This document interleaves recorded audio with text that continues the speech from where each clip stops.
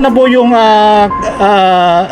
therapy ni TB Visayas and sa spinal cord mo, tsaka dito sa ano mo, tainga. Ang sarap ng paghila niya, tumunog, grabe, parang naalayin lahat yung mga balubaloktot kong likod. Masarap. Ano siya, the best talaga. Buong spinal cord? Oo, kuya, hanggang dito sa balakang. Yung sa tainga mo naman? Tenga, tumunog din siya. Yun po yung sa ano, ang epekto nun sa paningin, tsaka sa pandinig. Baka 2020 na yung vision ko. Yung pandinig. Ano naman? Malinaw ng pandinig. Malinaw na. So sa ngayon, kamusta yung likod mo? Ano na siya? Sarap naman, wala na. Masarap yung pakiramdam ko. Dati? Ay, naku. Wala. Konting galaw lang? Hindi ko na maigalaw. Hindi mo na maigalaw dati? Hindi ko maigalaw pag ganyan-ganyan lang na masakit. Ngayon, nung tinaripin ni TB Visayas. Magaan na yung pakiramdam ko. Tapos, nakakaupo ka na rin. Nakaupo ako, mag-isa ako, bumangon ako mag-isa. Maraming tao dito nakakita na talagang magpapatotoo. Anong masabi mo ulit kay TB Visayas, Juan? Ay nako, si TB Visayas, Juan. Wapo na, mapagkawang gawa, at talagang hulog ng Panginoon. Pinadala siya. Dami nang kumapit sa akin, siya lang.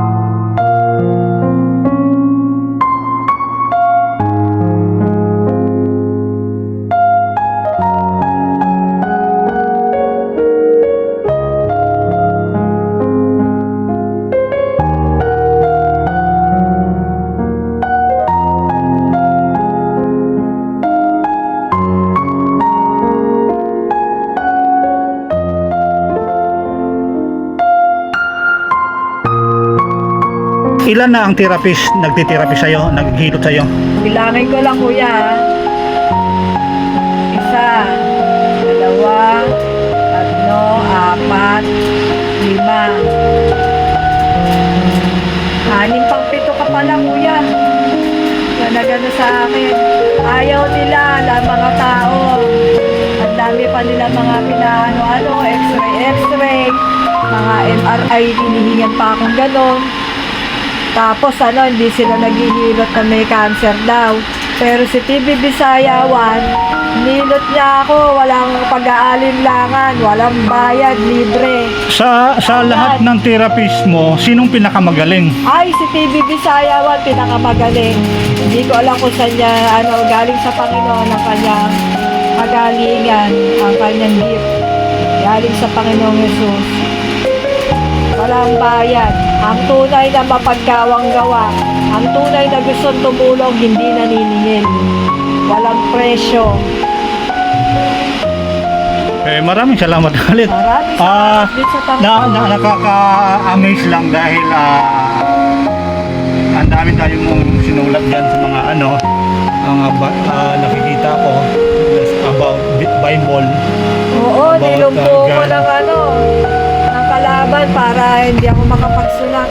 Pero, mas malakas ang Panginoon dahil pinadala niya ako ng taon dito sa tabi ko ngayon, TV Bisayawan, na tumulong sa akin para makabangon ulit, makapagsulat, makapag-declare ng mga salita ng Diyos. Praise the Lord. Ayan ang pangako ko sa Panginoon. Kapag ako nakabangon muli, talagang ipakakalat ko ang kabutihan niya. At isa na dito, ang living testimony dito, si TV Bisayawan. Napakabilis kumilos ang Panginoon.